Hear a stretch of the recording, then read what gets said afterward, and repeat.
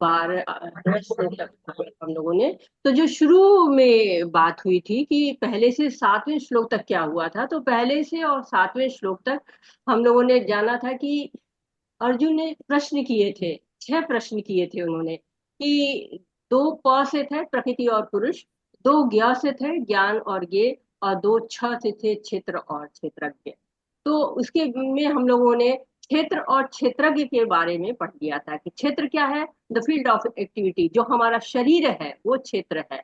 और इसमें जानने वाले इसको कौन है, क्षेत्रज्ञ कौन है, दो है, एक आत्मा है और दूसरी परमात्मा है। तो दो लोग इसके क्षेत्रज्ञ माने कहे जाते हैं। तो इसलिए कहते हैं कि शरीर एक है हमारा, लेकिन उसमें क्षेत्रज्ञ दो दो है। क्षेत्र एक है लेकिन क्षेत्रज्ञ उसमें दो दो पाए जाते हैं, ये यहाँ पर बताया गया था। और साथ ही साथ इसके बाद हम लोगों ने 8 से 12 श्लोक तक पढ़े थे। और 8 से 12 श्लोकों में बताया गया था कि हाँ, ये ज्ञान की प्रक्रिया बताई गई थी कि ये ज्ञान क्या है। और ये हम लोगों ने देखा कि 20 गुणों के बारे में बताया गया कि हाँ ये ज्ञान है। तो अर्जुन ने ज्ञान के विषय में पूछा था, प्रश्न पूछा था, तो उसके उत्तर में यहाँ पर आ गया। तो ज्ञान के विभिन्न लक्षणों को बताया गया। तो ज्ञान का मुख्य लक्षण क्या बताया गया कि प्रामाणिक गुरु के पास जाना। तो कुछ लोग कहते हैं हम तो खुद ही पढ़े लिखे हैं, और यहाँ पे कहा जा रहा है कि गुरु के पास जाना, आचार्योपासना, गुरु के पास जाना, क्योंकि आध्यात्मिक ज्ञान वहीं से मिल सकता है। स्वयं के चिंतन से हम अपने आप को ज्ञानी समझने लगते हैं, लेकिन ये क्या होता है, अहंकार की निशानी होती है, अहंकार होता है। और इसलिए कहा गया कि अहंकार में नहीं पढ़ना, हमें ज्ञान में पढ़ना है, ज्ञान के बारे में जानना है। तो कहते हैं कभी कभी अल्पज्ञ लोग ज्ञान की इस प्रक्रिया को कार्य क्षेत्र की अंतःक्रिया विकार के रूप में मानने की भूल करते हैं। तो जो हम लोगों ने पहले पढ़ा था 24 तत्वों के बारे में, कि पंच महाभूत होते हैं, पंच ज्ञानेंद्रिया होती है, पंच कर्मेंद्रिया होती है, पांच उनके इंद्रिय विषय होते हैं, मन बुद्धि और अहंकार, और 3 गुणों की अव्यक्त अवस्था प्रधान। तो ये 24 तत्वों को सोचते हैं कि ये 24 तत्व जो चर्न करते हैं तो ये विकार उत्पन्न होते हैं, तो ये विकार है ज्ञान। लेकिन क्या कहते हैं, लेकिन वास्तव में यही असली ज्ञान की प्रक्रिया है। असली ज्ञान की प्रक्रिया है, कैसे ज्ञान की प्रक्रिया है कि एक प्रोसेस होती है कि हाँ हम गुरु के पास जाते हैं और गुरु से प्रमाणिक ज्ञान प्राप्त करते रहते हैं। दो तरह से ज्ञान हम प्राप्त कर सकते हैं। एक तो ज्ञान होता है जो कि हमारा आरोही मेथड से आता है, जो भौतिक जीवन में होता है कि हाँ नर्सरी पढ़ते, केजी पढ़ते हैं, और फिर ऊपर चढ़ते चले जाते हैं, graduate, post graduate, high school, inter सब करते चले जाते हैं। तो ये आरोही व्यवस्था। और एक अवरोही व्यवस्था है, जो ऊपर से ज्ञान आ रहा है और परंपरा से आते आते हमको हमारे तक पहुंचता है, हम भी उस परंपरा का हिस्सा हो गए हैं, तो परंपरा तक पहुंचता है। तो इस ज्ञान को प्राप्त करना, जो भौतिक जीवन में जो हम ज्ञान प्राप्त करते हैं उसमें क्या कहते हैं, विनम्रता नहीं आती है। हम उदंड, ज्यादा आज की शिक्षा देखिए उदंड बना रही है, लोग उदंड होते जा रहे हैं। जबकि क्या कहा गया है, विद्या ददाति विनयम, विद्या क्या देती, विनय प्रदान करती है। और लेकिन अगर हम विनय नहीं, विनम्रता हमारे अंदर नहीं है, हमारे अंदर सहिष्णुता नहीं है। सहिष्णुता कैसी है कि जो हम अम, अपने आप को मजबूत भी हो, बल भी हमारे अंदर हो, इसके बावजूद भी अगर कोई में हमारे लिए गलत करता है, कुछ हम अलग हमारे लिए कुछ अहित करता है, उसके बाद भी हम उसको सहन कर लेते हैं, क्योंकि आध्यात्मिक उन्नति में है। तो उसे मान भी मिलता है, अपमान भी मिलता है, परंतु अपना स्वयं का अपमान सह सकते हैं, गुरु और भगवान का अपमान नहीं सुनना चाहिए, क्योंकि उसका हमें तर्क के साथ खंडन करना चाहिए, या फिर वहां से उठकर चले जाना चाहिए। ये शिशुपाल भगवान की निंदा कर रहे थे, तो वहां पर बैठे लोगों ने अपने कान बंद कर दिए, उठकर चले गए। लेकिन स्वयं की निंदा पर विचलित नहीं होना चाहिए। तो यहाँ पर बताया है कि अमानित्वम, एक है अमानित्वम, दंभत्व, अहिंसा, शांति, आर्जवम। अमानित मतलब मान की कोई इच्छा ही न रह जाए, विनम्र हो। तो प्रोपात कहते हैं कि इसका मतलब विनम्र हो जाना है। इसका मतलब ये नहीं है कि हम अपने मान को चाहते हैं, क्योंकि मान बहुत प्रिय होता है, यश चाहते हैं, प्रशंसा चाहते हैं। तो उस यश प्रशंसा को नहीं कहा है, प्रोपात ने कहा है विनम्र हो जाए, जो दंभ खत्म हो जाए हमारे अंदर। किसी भी तरह का जो घमंड होता है कि हमारे पास ये है, हमारे पास ये है, कुछ लोग को नहीं होता है तो भी घमंड हो जाता है, या बहुत मान की इच्छा होती है, वो नहीं होनी चाहिए। अहिंसा, अहिंसा क्या कहा गया कि अहिंसा को हम समझते हैं कि किसी को शारीरिक क्षति पहुंचाना, लेकिन अहिंसा का मतलब ये नहीं कहा गया। अहिंसा कहा गया है कि आप किसी को मनसा वाचा कर्मणा किसी से भी क्षति न पहुंचाए। और प्रभुपाद तो यहाँ तक कहते हैं कि आपको अगर भगवान के बारे में पता है, कृष्ण के बारे में पता है, और उसके बाद भी आप कृष्ण के बारे में दूसरे को नहीं बताते हैं, तो ये भी अहिंसा कही जाती है। जैसे आप लोग सब लोग यहाँ बैठे हुए इतने लोग हैं, अब नया हमारा सेशन शुरू होने वाला है, नया हम लोग बैच शुरू कर रहे हैं, 48 बैच। तो हमको क्या करना है, वहां लोगों को जोड़ना है, लाके भगवान का कार्य करना है, भगवान के बारे में जानते, भगवान के बारे में बताना है सबको, और उनको उद्धार करना है। जो अन्य रास्ते होते हैं, भक्ति के अलावा जो भी रास्ते होते हैं, वो केवल अपना उद्धार करते हैं। लेकिन जो भक्ति योग में रहता है, वो अपने साथ साथ अपने आस पड़ोस, नाते रिश्तेदार, जो जीव जंतु, सब पेड़ पौधे, सबका उद्धार करता है। तो आप लोग के लिए भी एक है कि आप लोग यहाँ पे एक तरह से बिना किसी शुल्क दिए, कहीं भी आप जाते हैं शुल्क देते हैं, तो शुल्क नहीं तो एक तरह से गुरु दक्षिणा है, जो गुरु हमको ज्ञान दे रहे हैं, उस ज्ञान के एवज में हमें और लोगों को भगवान के साथ जोड़ना है। तो ये बहुत जरूरी है, क्योंकि जितना ज्यादा हम जोड़ेंगे लोगों को, ये दामोदर मास आ रहा है, दामोदर मास में क्या करते हैं हम, धार्मिक चीजें करते हैं, पवित्र कार्य करते हैं, और किसी को भगवान से जोड़ना, इससे ज्यादा पवित्र कार्य क्या हो सकता है। सरलता, सरल इतने हो जाए कि कोई भी बात कहने में संकोच ही ना हो।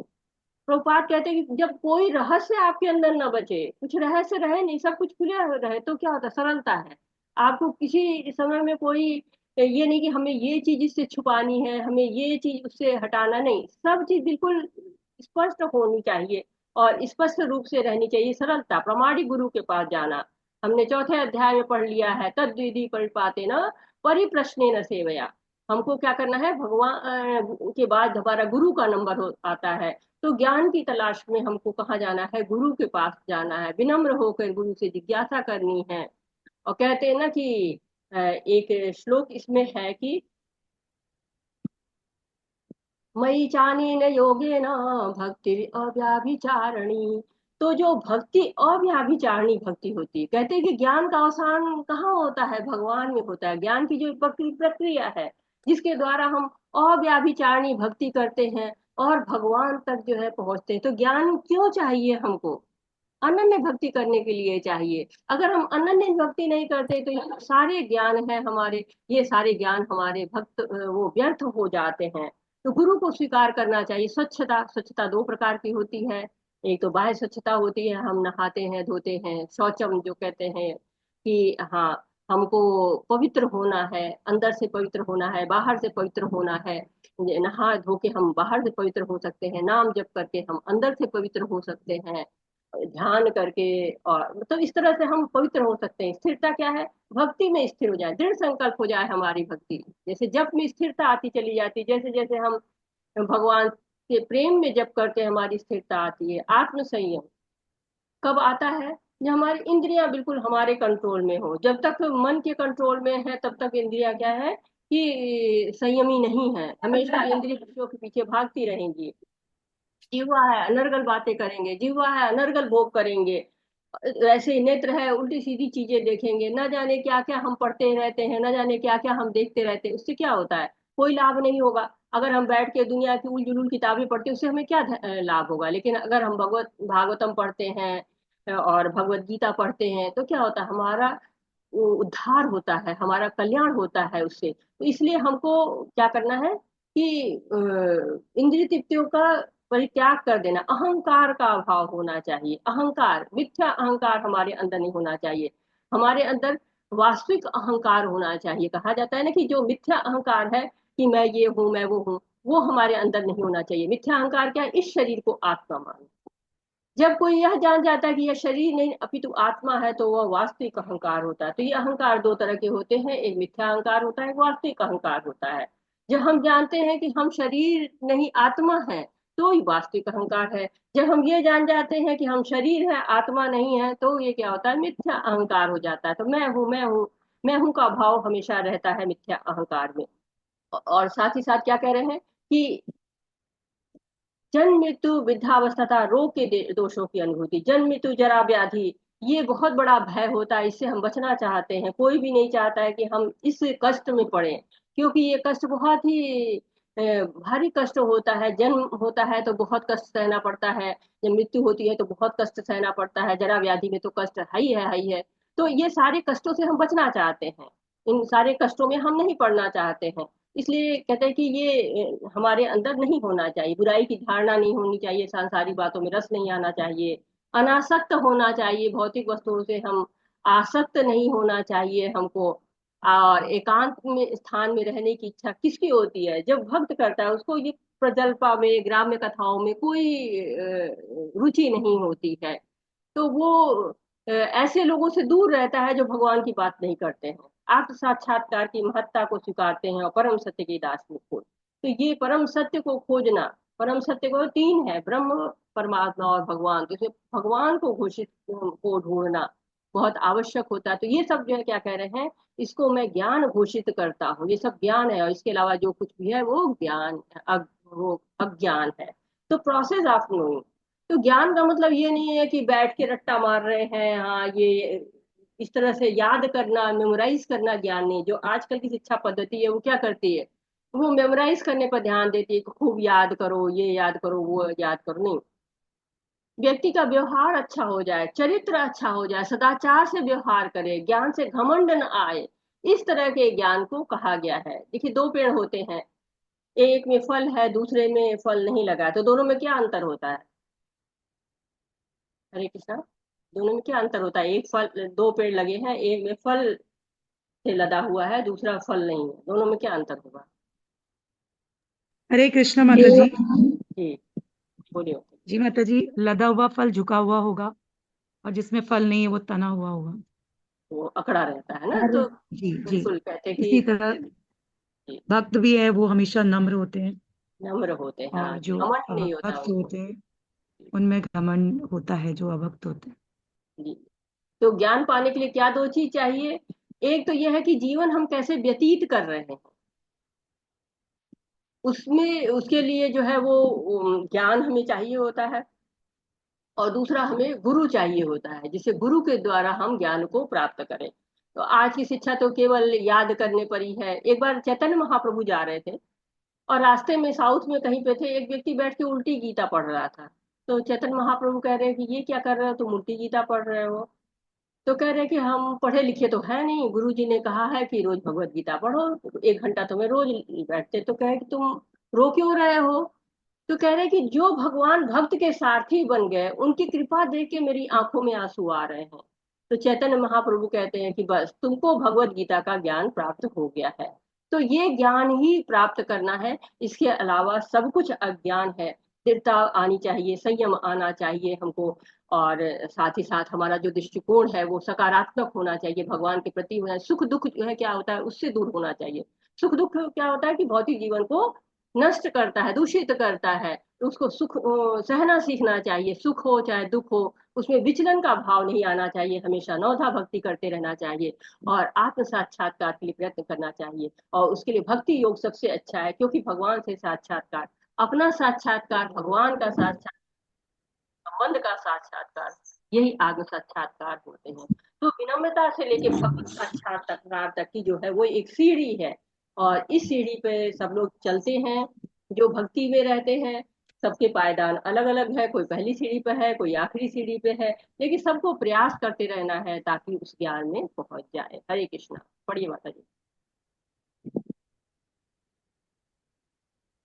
माता जी 13 के 12 13 से बताइए। 13। हरे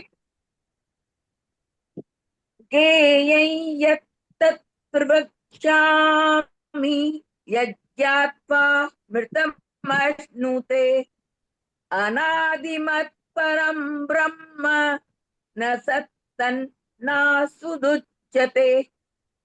हरे कृष्णा जी। अब मैं तुम्हें जय के विषय में बतलाऊंगा, जिसे जानकर तुम नित्य ब्रह्म का आस्वादन कर सकोगे। ये ब्रह्म या आत्मा जो अनादि है और मेरे अधीन है, इस भौतिक जगत की कारण कार्य कारण से परे स्थित है। हरे कृष्णा जी। हरे कृष्णा। तो क्या कह रहे हैं कि अज्ञेय के बारे में बात हो रही है कि ज्ञान का लक्ष्य क्या है। ज्ञान अगर हम प्राप्त करते हैं तो उस ज्ञान से हमको मिलना क्या है, उस ज्ञान से हमें जानना क्या है। तो ज्ञेय को हमें जानना है। ज्ञेय कौन है? जो जानने योग्य है, जिसको इस ज्ञान के द्वारा हमें जान लेना है उसको ज्ञेय कहा जा रहा है। तो ये कौन है, किसको हमें जानना है? हरे कृष्णा। आत्मा को। आत्मा को। भगवान को। हरे कृष्णा माता जी, आत्मा। आत्मा से परमात्मा के संबंध को जानना है। जी हाँ, बिल्कुल, आत्मा के बारे में जानना है, परमात्मा के बारे में जानना है और उसके संबंध के बारे में जानना है।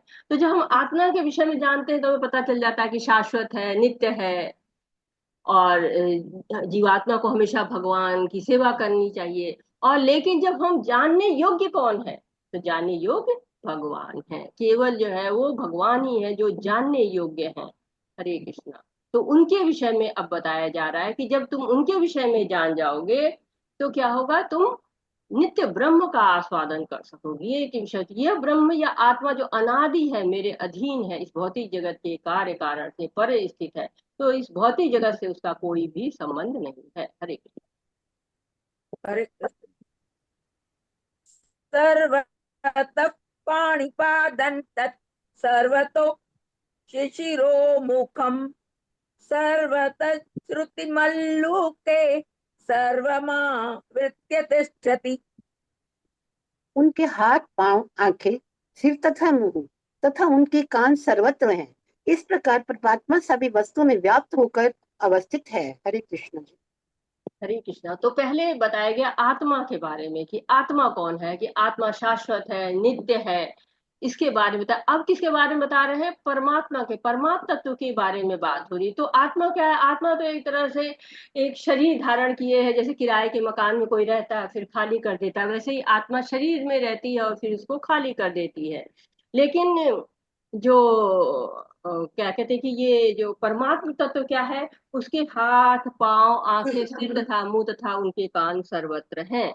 तो इस तरह से बता रहे हैं कि उनके हाथ, पांव, आंखें, मुंह और कान, सर्वव्यापी जो उनका रूप है उसके बारे में यहाँ परमात्मा का वर्णन किया जा रहा है कि उनकी सभी सर्वत्र है। उनकी आंखें, नाक, कान हमारे जैसे नहीं होती, जैसे हमारे आंख, कान, नाक होते हैं उस तरह से नहीं होते। भगवान के आंख, ज्ञानेन्द्रिया, कर्मेंद्रिया सब अलग तरह की होती हैं। वो किसी भी अंग से कोई भी कार्य कर सकते हैं, ऐसा बताया गया है। तो भगवान के दिव्यता में होते हैं, भगवान हर जगह दिव्य होते हैं। उनके जो शरीर है वो हमारे जैसे बिल्कुल भी नहीं होता है। ब्रह्म संहिता में कहा गया है कि वो सचिदानंद रूप हैं, उनको पृथक शरीर भी नहीं चाहिए, उनको पृथक मन भी नहीं चाहिए।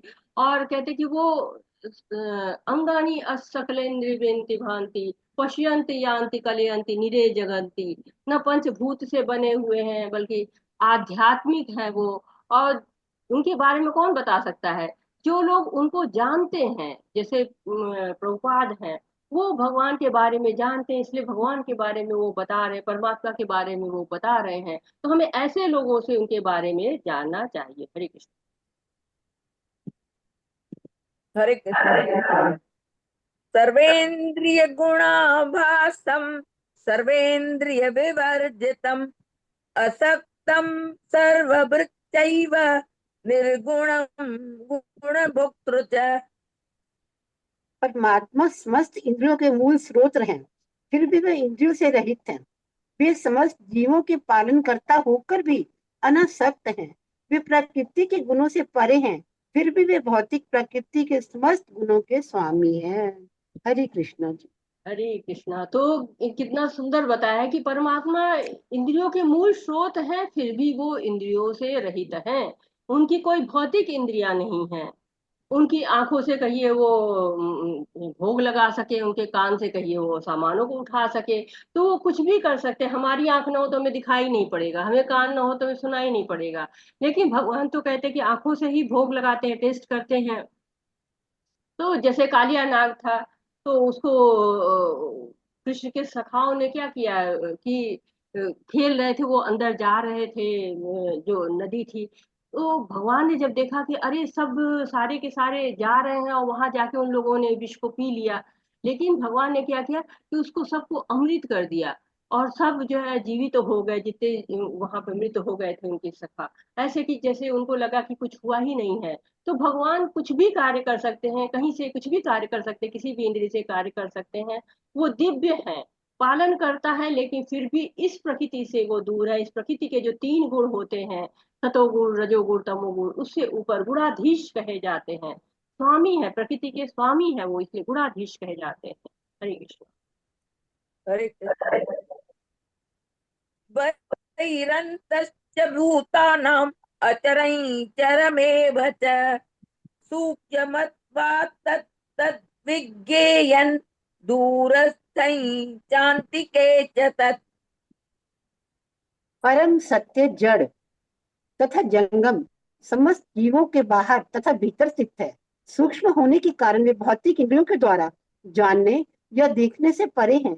यद्यपि वे अत्यंत दूर रहते हैं, किंतु हम सबों के निकट भी हैं। हरे कृष्ण जी। हरे कृष्णा। तो क्या कि चर अचर जितने भी प्राणी है सबके भीतर है वो। भौतिक जगत में भी है, आध्यात्मिक जगत में भी है, भगवत धाम में हमसे कितना दूर है, फिर भी देखिए हमारे हृदय में बैठे हुए हैं, साक्षी रूप में बैठे हुए हैं। और अपने भक्तों के बुलाने पे आ भी जाते हैं। प्रहलाद ने उनको कहा कि हिरण्यकश्यप ने कि क्या यहाँ पे तुम्हारा भगवान है? तो कहते हैं हाँ है। और जैसे खंबे को मारता है हिरण्यकश्यप, वैसे भगवान प्रकट हो जाते हैं। क्यों? भक्त की वचन की लाज रखने के लिए। तो हम गाते हैं ना, इतो नरसिंहा परतो नरसिंहा यत यत यामि ततो नरसिंहा बहिर्नरसिंहो हृदये नरसिंहो नरसिंह आदि शरणम प्रपद्ये। तो भगवान को हम भले ना अपनी इंद्रियों से देख पाए, लेकिन उनकी अनुभूतियां हर जगह हैं, उनकी विभूतियां हर जगह हैं। कहते हैं कि उनको भौतिक इंद्रियों से नहीं देख सकते हम, आध्यात्मिक चक्षु चाहिए, दिव्य चक्षु चाहिए। तो सब सारी चीजें प्रकृति में है, वो कहाँ है? भगवान के कारण ही। खाना पीना, ज्ञान, शरीर, चीजों में स्वाद, या जो भी व्यवस्था हमारे जीवित रहने के लिए जरूरी है, वो सारा कुछ भगवान हमारे लिए व्यवस्थित करके रखते हैं। हरे कृष्ण। हरे कृष्ण माता जी। हरे कृष्ण। हरे कृष्ण। अविभक्तं च भूतेषु विभक्तं विव च स्थितं भूतर्भर भूतभर्तृ च तज्ज्ञेयं ग्रसिष्णु प्रभवेष्णु च। यद्यपि परमात्मा समस्त जीवों के मध्य विभाजित प्रतीत होता है, लेकिन वे कभी भी विभाजित नहीं है। वे एक रूप में स्थित है। यद्यपि वह प्रत्येक जीव का पालन करता है, लेकिन यह समझना चाहिए कि वह सबों का संहार करता है और सबों को जन्म देता है। हरे कृष्ण। हरे कृष्ण। तो सूरज जैसे होता है, सबके सिर पर है, परंतु सबको अलग अलग लगता है। यदि आप कई बर्तन रख दें पानी में, तो वो पानी में हर जगह अलग अलग सूरज दिखेगा, परंतु क्या है, सूरज सारा एक ही है। वैसे भी क्या है, भगवान सारे एक ही है, सबके हृदय में विराजमान है। द्वारका में देखिए आप, नारद मुनि जब जाते हैं द्वारका में देखने के लिए कि भगवान की व्यवस्थाएं कैसे चल रही हैं, तो वहां देखते हैं कि भगवान हर महल में है, और हर रानी 16,108 रानियों के साथ विचर रहे हैं, और हर जगह अलग अलग कार्य कर रहे हैं। कहीं पर कथा वार्ता चल रही है, कहीं पर शयन कर रहे हैं, कहीं पर प्रसादम ग्रहण कर रहे हैं, कुछ मतलब अपना अपना कुछ भी अलग अलग कार्य कर रहे हैं। कहीं बच्चों की शादियां हो रही, कहीं यज्ञोपवीत हो रहा है। तो भगवान हर जगह वहां पर व्याप्त है, हर जगह दिख रहे हैं। तो कह रहे कि भगवान ये नहीं है कि अलग अलग है। कुछ लोग सोचे कि नहीं नहीं वो भगवान अलग है, ये भगवान अलग नहीं, अलग नहीं है। भगवान सब जगह जो है, परमात्मा तो एक ही है। अब अगर आपसे कहे कि वो वाला परमात्मा लेंगे, तो आप कहेंगे नहीं हम तो अपना वाला लेंगे, क्योंकि हमारा वाला चाहिए। लेकिन वो बटे हुए नहीं है, सूर्य की किरणों की तरह वो बटे हुए नहीं है, सबका पालन करते हैं, सबका संहार करते हैं। तो जो हमको विभाजन दिखता है, वो केवल हमारे दृष्टिकोण की बात है। भगवान जो है वो एक ही है। तो एक तरह से ये परमात्म तत्व का वर्णन लगातार चल रहा है, क्योंकि जानने योग्य कौन है? वो भगवान ही है। हरे कृष्ण। हरे कृष्ण। ज्योतिषामपि तज्ज्योतिस्तमसः परमुच्यते ज्ञानं ज्ञेयं ज्ञानगम्यं हृदि सर्वस्य विस्थितम्। वे समस्त प्रकाशमान वस्तुओं के प्रकाश स्रोत हैं। वे भौतिक अंधकार से परे हैं और अगोचर हैं। वे ज्ञान हैं, ज्ञेय हैं और ज्ञान के लक्ष्य हैं। वे सबके हृदय में स्थित हैं। हरे कृष्णा जी। हरे कृष्णा। तो कितना सुंदर बताया है कि वही ज्ञान है, वही ज्ञेय है, वही जानने योग्य है, और वही ज्ञान का लक्ष्य है। तो हमें अब यहाँ पे कोई दुविधा नहीं होनी चाहिए कि ज्ञान क्या है, ज्ञेय क्या है, ज्ञान के लक्ष्य क्या है। सब कुछ क्या है, भगवान ही है। और वो भगवान परमात्मा कौन है, जो सबके हृदय में स्थित रहते हैं। तो ये ज्ञान बहुत ही दिव्य ज्ञान हमको बताया गया है। और हम अब तक भगवान के क्या क्या गुण जान पाए हैं कि उनके हाथ और पैर सब जगह पे हैं, उनकी आंखें, सिर और मुंह सब जगह है, उनके कान सब जगह हैं, सर्वव्याप्त हैं, सारी इंद्रियों के मूल स्रोत है लेकिन इंद्रियों से रहित है, पालन करता है फिर भी अनासक्त है, और चर अचर सब में अंदर बाहर स्थित है, वे चलते हैं फिर भी नहीं चलते हैं। तो सूक्ष्म है लेकिन भौतिक इंद्रियों के द्वारा नहीं जान पाते हैं हम उनको, दूर है परंतु पास में भी है, सभी जीवों के मध्य विभाजित भी लगते हैं लेकिन विभाजित भी नहीं है, एक रूप में स्थित है। तो इस तरह से भौतिक अंधकार से परे हैं, ज्ञान है, ज्ञेय है, ज्ञान के लक्ष्य है, सबके हृदय में स्थित है। तो कितने ढेर सारे उनके हमने गुणों को जाना है। ये बहुत सुंदर वर्णन दिया गया है लगातार परमात्मा के बारे में। और परमात्मा का बृहद वर्णन यहाँ पर है। पढ़िए। हरे इति क्षेत्रं ततः ज्ञानं ज्ञेयं चोक्तं समासतः मद्भक्त एतद् विज्ञाय मद्भावायोपपद्यते। इस प्रकार मैंने कर्म क्षेत्र, श्री श्री ज्ञान तथा ज्ञान का संक्षेप में वर्णन किया है। इसे केवल मेरे भक्ति पूरी तरह समझ सकते हैं और इस तरह मेरे स्वभाव को प्राप्त होते हैं। हरे कृष्ण। हरे कृष्णा। तो कहते हैं ना, ब्रह्म संहिता में कहा कि जहाँ कृष्ण है वहां अज्ञान हो ही नहीं सकता, अंधकार हो ही नहीं सकता है। सूर्य चंद्र सब जो है, वो कहते हैं ना कि भगवान से ही सब सूर्य चंद्रमा सब प्रकाशित होते हैं, वैकुंठ लोग भी भगवान से प्रकाशित है। और हमारा भी अस्तित्व तभी तक है जब तक हम कृष्ण से जुड़े हैं। जैसे शरीर के हमारे अंग, उंगली तब तक ही अस्तित्व में है जब तक कि वो हमारे शरीर से जुड़ी हुई है। अगर उंगली कट के गिर जाती है तो क्या होता है, अस्तित्व समाप्त हो जाता है। पत्तियां हैं पेड़ से गिर जाती हैं, अस्तित्व समाप्त हो जाता है। तो हम जैसे ही कृष्ण से दूर होकर माया की तरफ भागते हैं, संसार हमको आकर्षित करने लगता है, वही हम अज्ञान के वश में आते जाते हैं। कहते हैं अज्ञान समान माया कृष्ण सूर्य समान, जहां कृष्ण नहीं वहां माया अधिकार। तो भगवान ने क्या क्या बता दिया हमको, कर्म क्षेत्र बताया जो शरीर है, जीवात्मा का कार्य क्षेत्र क्या है, उसका शरीर है, और ज्ञान के अंतर्गत क्या क्या आता है ये भी बताया उन्होंने। ज्ञान का लक्ष्य क्या है, आत्मा और परमात्मा के बारे में जानना है, ये भगवान ने बता दिया। और साथ में भगवान कहते हैं कि इस सबको जान कैसे सकते हैं, भक्ति के द्वारा जान सकते हैं, और कोई भी विधि नहीं है जिससे हम समझ सके भगवान को, उनके स्वभाव को प्राप्त कर सके। और कहते हैं कि आत्मा और परमात्मा को जो पूर्ण ज्ञान जान लेना ही क्या होता है, भक्ति को समझने की सबसे पहली अवस्था होती है, प्रारंभिक अवस्था कही जाती है। हरे कृष्ण। 19 तक पढ़ना था। हाँ मतलब कितना तो पढ़ना है आपको। हो गया, 19 तक हो गया है। 20 तक माता जी पढ़ लीजिए, पढ़ना है माता जी। 20वां 20 पढ़ना तक पढ़ लीजिए, 21 तक पढ़ेंगे माता जी। हाँ जी, ठीक है 20 तक पढ़ना है माता जी, पढ़िए। पढ़िए माता जी। प्रकृतं पुरुषं चैव विद्यानादि उभावपि विक्रांश्च गुणाश्चैव विद्धि प्रकृति संभवान्। प्रकृति तथा जीवों को अनादि समझना चाहिए। उनके विकार तथा गुण प्रकृति जन्य है। हरे कृष्णा माता जी, बहुत बहुत धन्यवाद। हरे कृष्ण माता जी। तो कहते हैं कि अर्जुन के प्रश्न में जो पहला प्रश्न था प्रकृति और पुरुष के विषय में, अब भगवान उसकी चर्चा कर रहे हैं, क्योंकि भगवान क्षेत्र और क्षेत्रज्ञ के विषय में बता चुके, ज्ञान और ज्ञेय के विषय में बता चुके। तो प्रकृति और जीव क्या है, दोनों नित्य है, अनादि है, हमेशा रहते हैं। इसमें सृजन होता है, प्रलय होता है, इसकी रचना होती है, नष्ट होता है।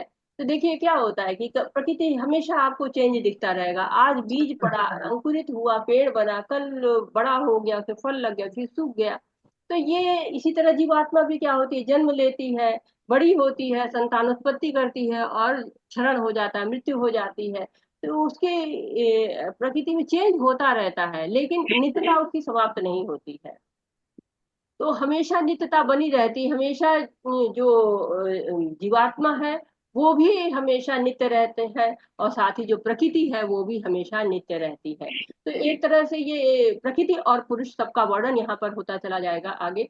और एक चीज और है कि यहाँ पर अब कुछ प्रश्न आ गए हैं, जो 20 से लेकर और 35 तक जो आपके श्लोक चलेंगे, इसमें 5 प्रश्नों के उत्तर दिए गए हैं। तो पहला प्रश्न आपका होगा कि भोक्ता कौन है, इसका आंसर आपको मिलेगा। फिर आपको और भी प्रश्न हम बताएंगे, पहले आगे बढ़ते हैं। हरे कृष्ण।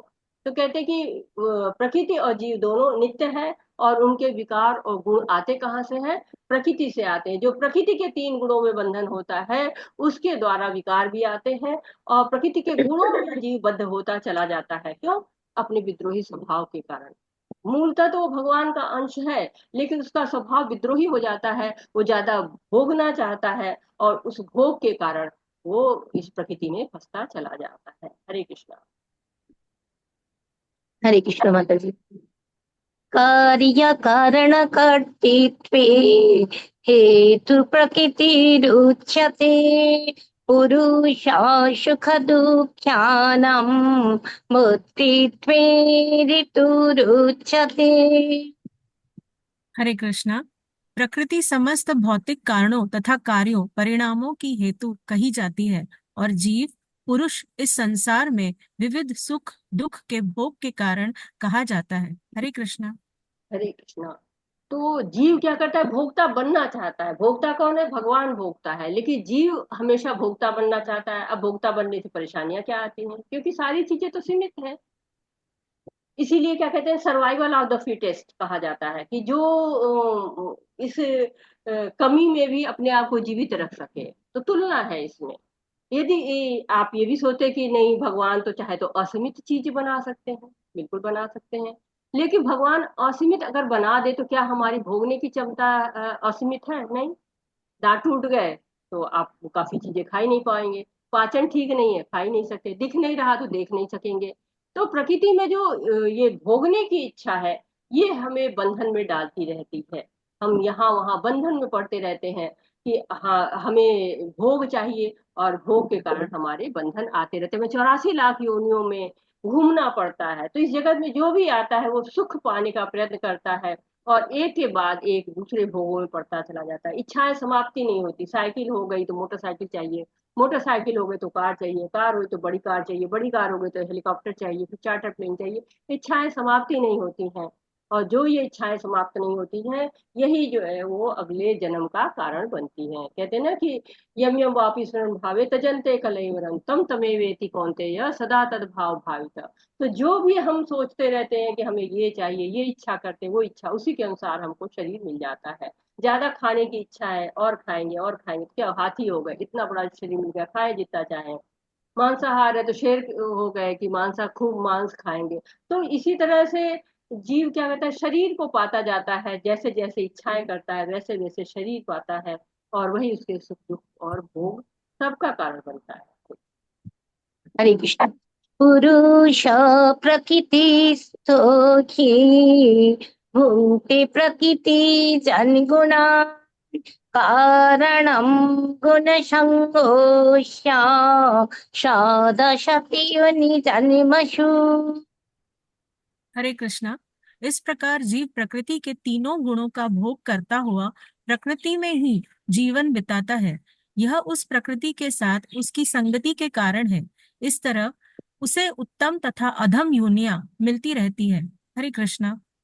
हरे कृष्णा। तो ये एक प्रश्न का उत्तर यहाँ मिला कि सुख दुख का कारण क्या है। तो सुख दुख का कारण क्या है? जीव ही है।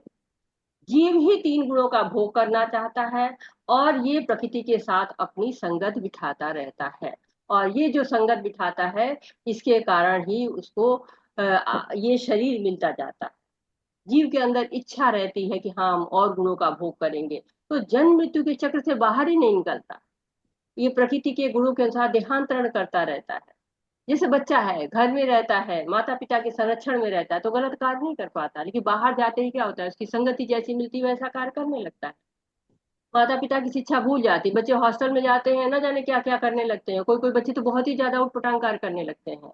तो वैसे ही जीवात्मा है, भगवान के पास से आ जाती है, अब वो वहां नहीं रहना चाहती, तो क्या होते हैं, अब यहाँ आ गए। ये तो क्या है, एक कैद है। यहाँ पर आ गए और यहाँ पे गुणों में फंसते चले जाते हैं। गुणों में जैसे संपर्क आते हैं, तो एक योनि से दूसरी योनि के चक्र ही काटते चले जाते हैं। हरे कृष्ण। उपद्रष्टानुमन्ता च भर्ता भुक्ता महेश्वरः परमात्मेति चाप्युक्तः देहेऽस्मिन् पुरुषः परः। हरे कृष्णा। तो भी इस शरीर में एक अन्य दिव्य भोक्ता है जो ईश्वर है, परम स्वामी है और साक्षी तथा अनुमति देने वाले के रूप में विद्यमान है और जो परमात्मा कहलाते हैं। हरे कृष्णा। हरे कृष्ण। तो क्या कह रहे हैं कि उपदृष्टा अनुमंता च, उपदृष्टा भी है भगवान, साक्षी भी है। साक्षी, बहुत सारे साक्षी होते हैं, उसमें एक साक्षी परमात्मा भी हमेशा आपके साथ में रहता है। आप जिस योनि में जाएं, मच्छर बन जाए वहां भी जाएंगे, आप सांप बन जाए वहां भी जाएंगे, आप मनुष्य बन जाए वहां भी जाएंगे, देवी देवता जो भी हो जाएगा हमेशा आपके साथ रहते, जो साक्षी रूप में। कहते दिन रात भी साक्षी होते हैं, सूर्य चंद्र भी साक्षी होते हैं, ये दिशाएं भी साक्षी होती हैं, संध्या काल भी साक्षी होता है, तो रात्रि दिन भी साक्षी होते हैं, तो बहुत सारे साक्षी होते हैं। लेकिन मुख्य साक्षी कौन होता है? परमात्मा साक्षी होते हैं।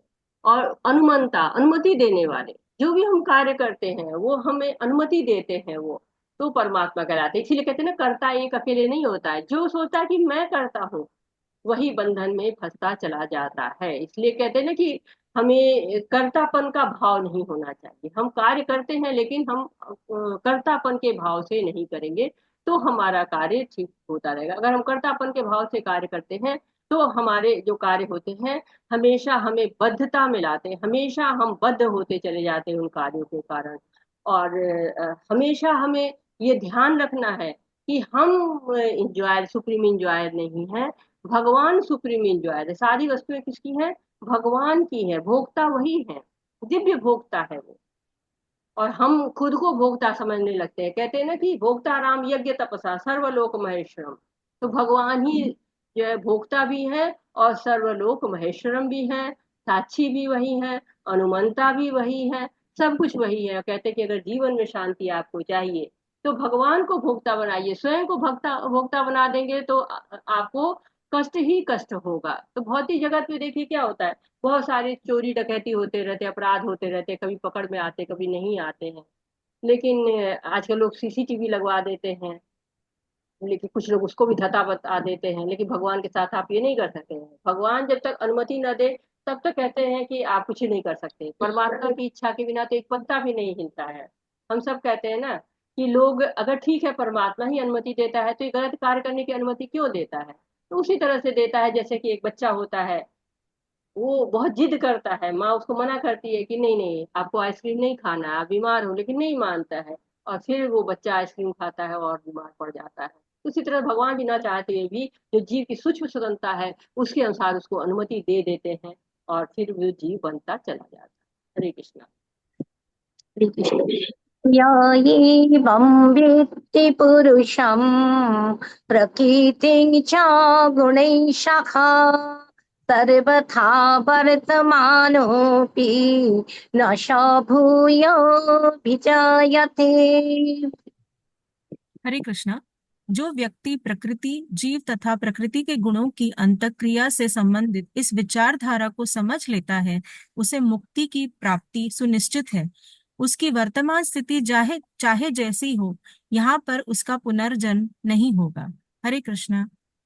हरे कृष्णा। तो ये श्रुति फल है, जो ये समझ लेता है वो मुक्ति प्राप्त करता है, सारे संशय समाप्त, आध्यात्मिक आनंद मिलने लगता है। कोई दुख नहीं, कोई कष्ट नहीं, न जन्म न मृत्यु, न स्कूल न ऑफिस न कंपनी, कुछ भी नहीं, सब आनंद ही आनंद। आनंदम मुदि वर्धनम, चैतन्य महाप्रभु कहते हैं। तो हम मूर्ख हैं यदि हम भगवान के धाम जाने का प्रयास नहीं करते हैं और हम इसी जन्म में रहना चाहते हैं तो हम बंधते हैं। लेकिन अगर हम इन गुणों से परे होके इस विचारधारा को समझ ले तो हमारी मुक्ति निश्चित है। हम यहाँ जन्म मृत्यु जरा व्याधि के चक्र में नहीं फंसेंगे। हरे कृष्ण। ध्यानेनात्मनि पश्यन्ति केचिदात्मनम् आत्मना अन्ये सांख्येन योगेन कर्मयोगेन चापरे। हरे कृष्णा। जो लोग परमात्मा को ध्यान के द्वारा अपने भीतर देखते हैं तो दूसरे लोग ज्ञान के अनुशीलन द्वारा और कुछ ऐसे हैं जो निष्काम कर्मयोग द्वारा देखते हैं। हरे कृष्णा। हरे कृष्णा। तो भगवान को जानने के कई तरीके हैं। हम भगवान को कैसे जान सकते हैं, इसकी अलग अलग विधियां हैं, अलग अलग तरीके से प्रयास करते हैं। कुछ लोग ध्यान के द्वारा, कुछ लोग ज्ञान के द्वारा भगवान को जानने का प्रयत्न करते हैं, सांख्य योग के द्वारा। कुछ लोग निष्काम कर्म से जानने का प्रयास करते हैं। और लेकिन ये जो कठिन रास्ते हैं, लंबा समय लगता है। ध्यान से, ज्ञान से, हठ योग, अष्टांग योग, ये सब बहुत ज्यादा समय लगता है। कान में जाना पड़ता है, ब्रह्मचर्य का पालन करना पड़ता है। लेकिन निष्काम कर्म योग करते करते ज्ञान आ जाता है। कर्म योग से ऐसा भी होता है कि निष्काम कर्म किया, फिर धीरे धीरे ज्ञान आ गया। लेकिन ये थोड़ा लंबे प्रोसेस होते हैं। भगवान के लिए कर्म करिए तो फिर संशय दूर होंगे, फिर आत्मज्ञान आएगा। लेकिन भक्ति बहुत आसान चीज होती है। भक्ति से आराम से सब कार्य हो सकते हैं। कहते हैं कि भक्ति विनोद ठाकुर के पास एक वैज्ञानिक आए, कुछ प्रश्न था उनके पास। तो वो आए, तो भक्ति विनोद ठाकुर ने कहा कि आप अगर जल्दी चाहते हैं मुझसे मिलना तो कुछ सेवा कर दीजिए। तो वैज्ञानिक भी उनके साथ बर्तन धोने लगते हैं। जब कार्य समाप्त हो जाते हैं सेवा के, तो पूछते हैं अब बताइए आपके क्या डाउट। तो वैज्ञानिक कहते हैं मेरा कोई डाउट नहीं। क्यों? क्योंकि भक्ति करते करते हमारे सारे संशय मिट जाते हैं, कोई संशय नहीं रह जाता है। अन्ये त्वेवमजानन्तः श्रुत्वान्येभ्य तेऽपि चातितरन्त्येव मृत्युं श्रुतिपरायणाः। हरे कृष्णा। ऐसे भी लोग हैं जो यद्यपि आध्यात्मिक ज्ञान से अवगत नहीं होते, पर अन्यों से परम पुरुष के विषय में सुनकर उनकी पूजा करने लगते हैं। ये लोग भी प्रामाणिक पुरुषों से श्रवण करने की मनोवृत्ति होने के कारण जन्म तथा मृत्यु के पथ को पार कर जाते हैं। हरे कृष्णा। हरे कृष्णा। तो ये कलयुग के लिए विशेष करके श्लोक बना हुआ है, आपको केवल सुनना है। नवधा भक्ति में सबसे पहले श्रवण है। सुनने मात्र से आत्म साक्षात्कार हो जाता है। भगवान ने एक मुंह दिया, दो कान दिया है, ठीक? ज्यादा सुनिए, बोलिए कम, सुनिए ज्यादा, ऐसा कहा है भगवान ने। तो भगवान के आंदोलन है, भगवान के नाम को सुनना है, भगवान की वाणी को प्रचार करना है। श्रुति प्राणायाम, जिनकी सुनने में रुचि होती है वो भगवान को जान सकते हैं। जैसे परीक्षित महाराज ने सुना 7 दिन में, पूरी भागवतम सुन डाली। कपिल मुनि ने अपनी माँ देवहूति को भगवत प्राप्ति के लिए श्रवण कराया। और तो ये विधि बहुत ही सरल होती है, और श्रवण के द्वारा बहुत से लोगों ने अपने आप को, जीवन को सुधार लिया। तो ये कलयुग के लिए ही है ये विधि, श्रवण की। हरे कृष्ण। हरे कृष्ण। यावति सञ्जायते किञ्चित् सत्त्वं स्थावरजङ्गमम् क्षेत्रक्षेत्रज्ञसंयोगात् तद्विद्धि भरतर्षभ। हरे कृष्ण। हरे कृष्णा। हे भरतवंशियों में श्रेष्ठ, यह जान लो कि चर तथा अचर जो भी तुम्हें अस्तित्व में दिख रहा है, वह कर्म क्षेत्र तथा क्षेत्र के ज्ञाता का संयोग मात्र है। हरे कृष्णा। धन्यवाद माता जी। धन्यवाद। तो जड़ और चेतन दोनों क्या है? पराशक्ति है और अपराशक्ति है। भगवान की ये दोनों शक्तियां हमने 7वें अध्याय में पढ़ा हुआ है कि क्षेत्र अर्थात शरीर क्या है? अपराशक्ति है। क्षेत्र की जो दो है, आत्मा और परमात्मा, ये पराशक्ति। तो जन्म मृत्यु क्यों होती है? मृत्यु के समय देह जो है वो क्या होता है? परमात्मा के साथ हमारे संबंध क्या है? ये सारे प्रश्नों के हमें उत्तर मिलते चले जा रहे हैं। हरे कृष्ण।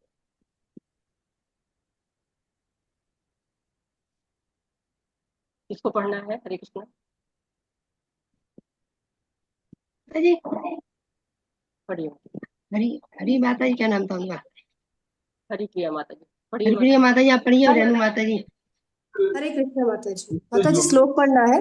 जी जी, 28 से आखिरी तक आप पढ़ लीजिए पूरे। जी माता जी। हरे कृष्ण। समां सर्वेषु भूतेषु तिष्ठन्तं परमेश्वरं विनश्यत्स्व अविनश्यन्तं पश्यति।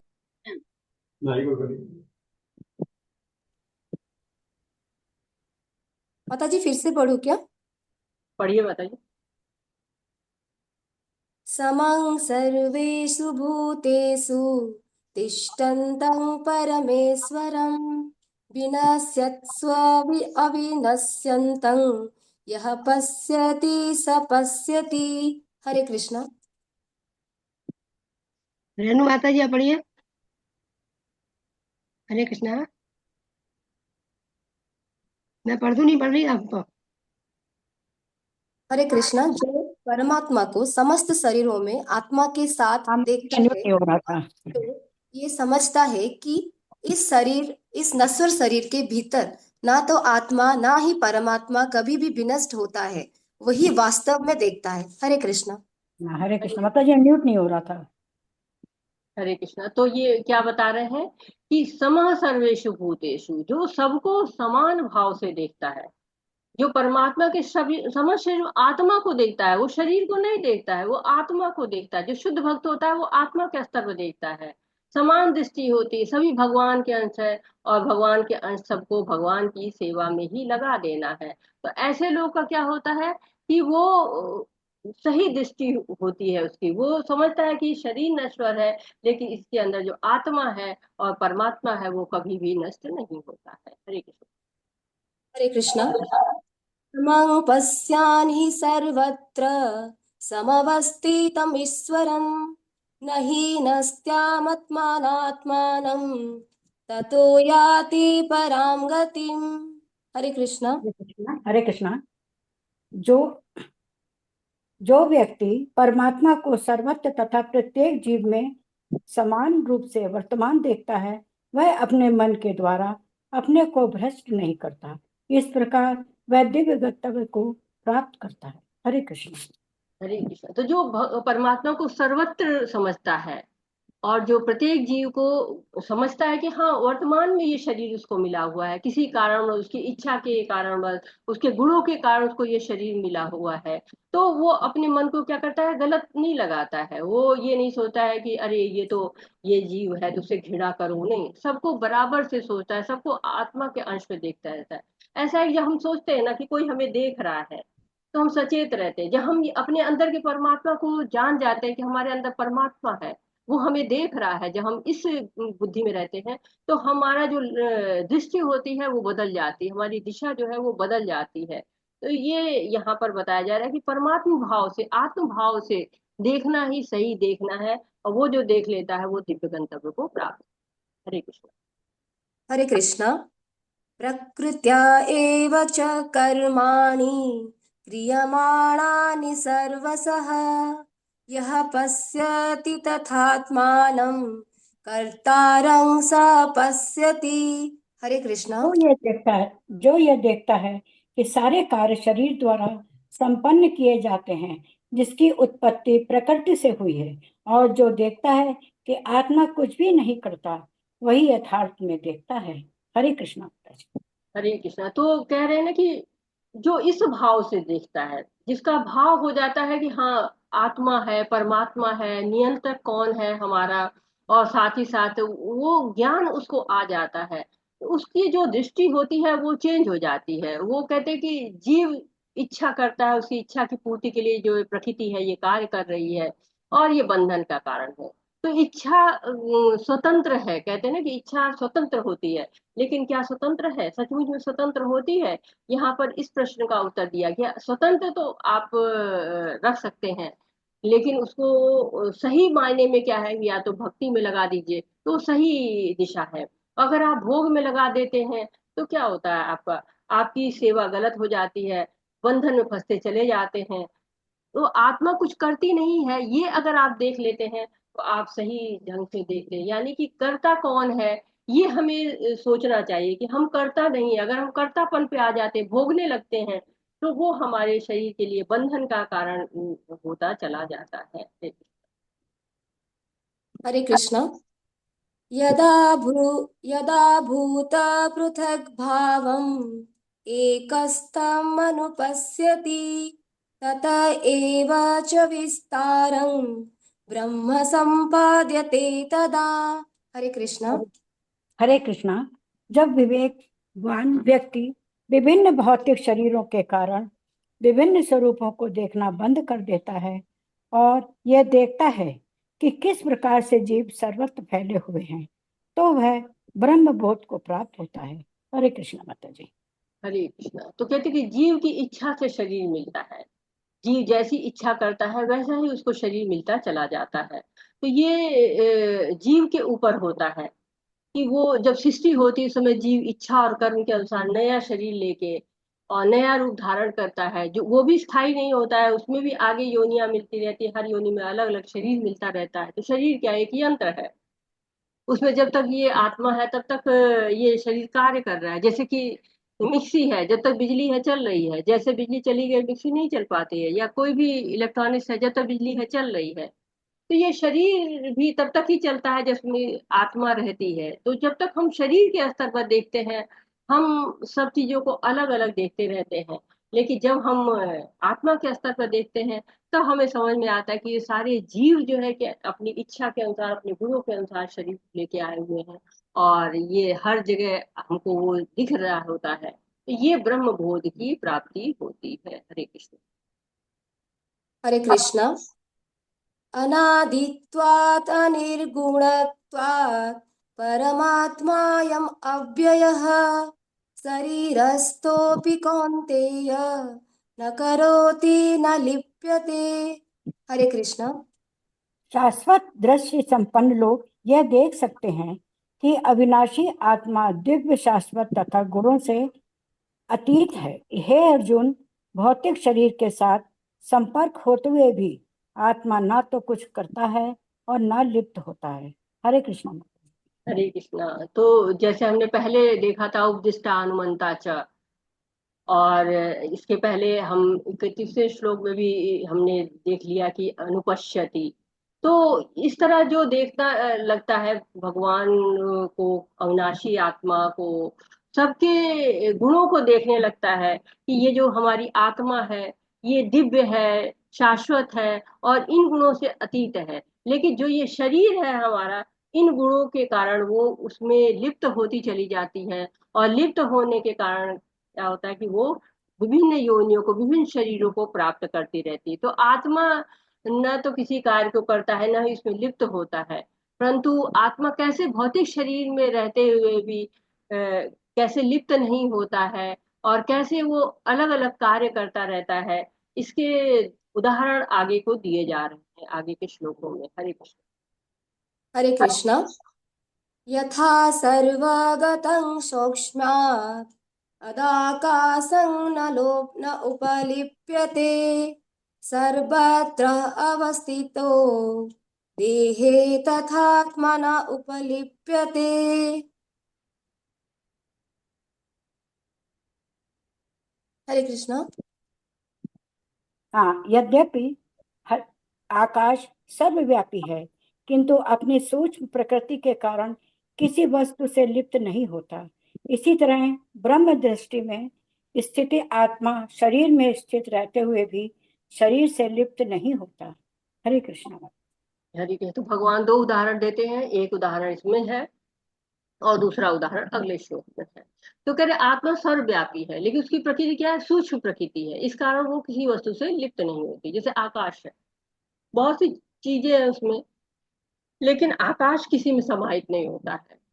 तो इसी तरह जिनकी दृष्टि ब्रह्म बोध की होती है, ब्रह्म दृष्टि जिनकी होती है, वो जानते हैं कि आत्मा इस शरीर में स्थित है, लेकिन वो लिप्त नहीं होती। जैसे वायु है, वायु पूरे आकाश में व्याप्त है, लेकिन वायु से आकाश लिप्त नहीं होता है। उसी तरह से ये आत्मा क्या है, शरीर में रहती है, लेकिन शरीर से लिप्त नहीं होती है। और भौतिक आंखों के द्वारा हम ये सब नहीं देख पाते हैं, भौतिक आंखें नहीं देते। जब हमें ज्ञान प्राप्त होता है, भगवान ज्ञान प्राप्त होता है, तब हमें ये चीजें समझ में आती हैं।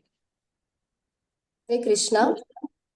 यथा प्रकाशयति एकः कृत्स्नं लोकमिमं रविः क्षेत्रं क्षेत्री तथा कृत्स्नं प्रकाशयति भारत। हरे कृष्णा। हे भरतपुत्र, जिस प्रकार सूर्य अकेले इस सारे ब्रह्मांड को प्रकाशित करता है, उसी प्रकार शरीर के भीतर स्थिति एक आत्मा सारे शरीर को चेतना से प्रकाशित करता है। हरे कृष्ण। हरे कृष्णा। तो कई बार लोग कहते हैं कि अरे हमने तो भगवान को देखा नहीं है, तो हम कैसे जान जाए भगवान के बारे में, हमें कैसे पता चल जाए। तो हम अपने पर बाबाओं को, से पर पितामह को भी नहीं देखते, लेकिन वो है ही तो है ही है। तो उसी तरह से भगवान भी है। भगवान अकेले जो है, सूर्य जो पूरे ब्रह्मांड को प्रकाशित करता है, वैसे एक भगवान पूरी सृष्टि को चला रहे हैं। कहते उसी प्रकार शरीर के भीतर स्थित एक आत्मा सारे शरीर की चेतना को प्रकाशित करती है। वैसे हमारी एक आत्मा होती है शरीर में, लेकिन हर रोम रोम को प्रकाशित करती है। हर चेतना कहाँ से आती है? आत्मा के द्वारा आती है। जैसे सूर्य सारे ब्रह्मांड को प्रकाशित करता है, वैसे एक आत्मा सारी शरीर को चेतनता प्रदान करती है। वैसे एक भगवान सारी सृष्टि को चलाते हैं, सारी सृष्टि उन्हीं के हिसाब से चलती रहती है जैसा वो चाहते हैं। तो कहते हैं कि भगवान आत्मा परमात्मा सभी शरीरों में रहती है। और कहते हैं कि परम चेतना है, वो जो परमात्मा है वो परम चेतना है, और जो आत्मा है वो व्यष्टि चेतना। हरे कृष्ण। हरे कृष्णा। क्षेत्र क्षेत्रज्ञ हो एवं अंतरंज्ञान चक्षुषा भूत भूत प्रकृति मोक्षं च ये विदुर्यान्ति ते परम। हरे कृष्णा। जो लोग ज्ञान के चक्षुओं से शरीर तथा शरीर के ज्ञाता के अंतर को देखते हैं और भव बंधन से मुक्ति की विधि को भी जानते हैं, उसे परम लक्ष्य प्राप्त होता है। हरे कृष्णा माता जी। हरे कृष्णा। तो धन्यवाद माता परम जी। लक्ष्य को प्राप्त करता है और भव बंधन से मुक्त होता है। कैसे? जो शरीर को जान जाता है, आत्मा को जान जाता है, परमात्मा को जान जाता है, भौतिक जगत से कैसे छूटना है इसको जान जाता है, वो दोबारा यहाँ पर जन्म नहीं लेता है, भव बंधन से मुक्त हो जाता है। तो चेतना में अगर हम परिवर्तन कर देते हैं तो ये सब कुछ संभव हो जाता है। ज्ञान के द्वारा हम आत्मा और पदार्थ में अंतर कर सकते हैं, चर और अचर में, क्षेत्र और क्षेत्रज्ञ को, इस सब बातों को समझ सकते हैं। सभी शरीर में व्यष्टि आत्मा है, अविनाशी परमात्मा है, इसको जान सकते हैं। सभी जगह परमात्मा सर्वव्यापी है, ये जान सकते हैं। आत्मा कुछ नहीं करती है, सारे शरीर के द्वारा ही कार्य होते हैं। जीवात्मा अलग है, शरीर अर्थात जो कार्य क्षेत्र है वो अलग है। आत्मा दिव्य है, शाश्वत है, शरीर अलग है। तो जो इन सब बातों को जान जाते हैं, वो कहते हैं कि ज्ञान चक्षु उनको मिल गया है। ज्ञान चक्षु क्या करता है? इस दिव्य ज्ञान भवबंधन से हमें मुक्त करता है, और इसे गुरु साधु और शास्त्र के द्वारा प्राप्त कर सकते हैं। तो कहते हैं ना कि अर्जुन ने 6 प्रश्न किए थे, प्रकृति पुरुष ज्ञान के क्षेत्र और क्षेत्र। तो क्षेत्र क्या है? हमारा शरीर है। क्षेत्रज्ञ कौन है? आत्मा है, परमात्मा है। और ज्ञान 20 जो है क्षेत्र को बताया, ज्ञान है। ज्ञान प्राप्ति कैसे करेंगे? अनन्य भक्ति के द्वारा। ज्ञान का लक्ष्य क्या है? भगवान की प्राप्ति भक्ति के द्वारा। पुरुष, प्रकृति और चेतना। तो पुरुष प्रकृति कौन है? भौतिक कारणों की हेतु है। और जीव पुरुष क्या है? इस संसार में इस प्रकृति के कारण सुख दुख भोगता रहता है। और ज्ञान चक्षु क्या है? कि जो शरीर और शरीर को जानने वाले ज्ञाता को जो समझ जाता है, वो परम लक्ष्य को प्राप्त करता है। चेतना क्या है? चेतना हमारी 5 तरह की होती है। ब्रह्म पुंज प्रतिष्ठा कहा गया है।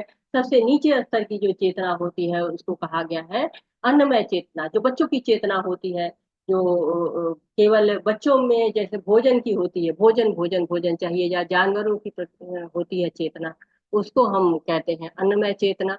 दूसरी चेतना हमारी हो जाती है प्राणमय चेतना, जो कि प्राणों का डर समा जाता है। जो पेट भरना शुरू हो जाता है तो क्या होता है? प्राणों का डर समा जाता है, भय का। ये भी जानवरों की होती है, कि जानवर जैसे होते हैं उनको भय होता है। वो अपनी सुरक्षा के लिए कई कोई गुफा बनाता है, कोई घोंसला बनाता है, कोई चाला बनाता है, तो भय से रक्षा करते हैं। मनुष्य भी घर बनाता है। फिर ज्ञान में चेतना होती है, उसको अनुभव से सीखना शुरू कर देता है। जैसे अग्नि के पास जाता है तो जल जाएगा, बच्चा जान जाता है कि जल जाएंगे। ऐसे जानवर भी जानते हैं कि कौन सी कहाँ जाएंगे तो हमको नुकसान होगा, वो नहीं जाते हैं। और साथ ही इसके बाद विज्ञान में चेतना होती है, जब जिज्ञासा करना शुरू हो जाता है कि हाँ, भगवान कौन है, हम कौन है, ये इस तरह की जिज्ञासा आने लगती है, तो उसको विज्ञान में चेतना कहते हैं। और जब उससे भी एक सीढ़ी आगे मिल जाता है तो मनोमय चेतना, यानी कि सबसे उच्च कोटि की जो चेतना होती है वो मनोमय चेतना कही जाती है, आनंदमय चेतना कही जाती है, जिसमें जीव को भगवान के बारे में ज्ञान हो जाता है, अपने बारे में ज्ञान हो जाता है, और भगवान के संबंध के बारे जोड़ना शुरू कर देता है। तो वो आनंदमय या मनोमय चेतना होती है। तो ये हमने जाना, प्रकृति के बारे में जाना, पुरुष के बारे में जाना, चेतना के बारे में जाना, और यहीं पर हम यहाँ पे समाप्त करते हैं। वाछाकल्पतरुभ्यश्च कृपा सिन्धुभ्यैव च पतितानां पावनेभ्यो वैष्णवेभ्यो नमो नमः। अनंत कोटि वैष्णव वृंद की जय। श्रील प्रभुपाद की जय। हरे कृष्णा हरे हरे कृष्णा कृष्णा कृष्ण कृष्ण हरे हरे हरे राम राम राम हरे हरे हरे कृष्णा कृष्ण कृष्ण हरे हरे राम हरे राम राम हरे हरे राम राम हरे हरे।